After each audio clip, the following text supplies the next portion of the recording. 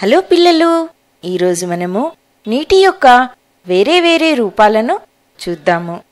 సాధారణంగా మీరు మీ ఇంట్లో చూసే ఉంటారు, మీ అమ్మ నీటిని మరగబెట్టడాన్ని. మరిగే నీటి నుండి మనకు ఏమి వస్తుంది?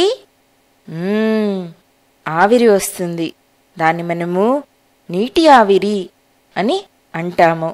ఒకవేళ మీరు మరిగే నీటిపై ఒక మూత పెట్టినట్టయితే ఆ మూతపై నీటి చుక్కలు ఏర్పడడం మీరు చూస్తారు.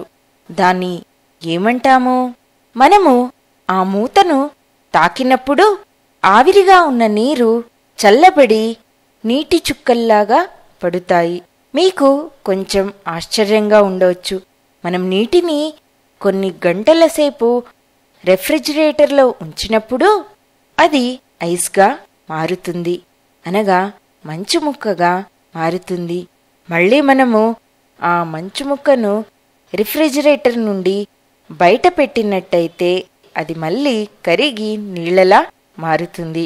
అయితే ఇప్పుడు నీటి యొక్క వేరే వేరే రూపాలేంటి?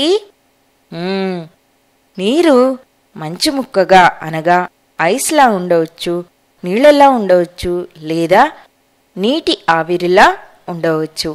మనము నీటిని మరగబెట్టినప్పుడు అది నీటి ఆవిరిగా మారుతుంది. ఆ ప్రక్రియను మనము ఆవిరైపోవడము అని అంటాము.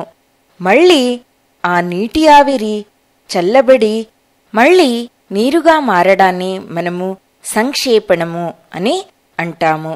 ఇప్పటికీ ఇంతే. బాయ్ బాయ్ పిల్లలు.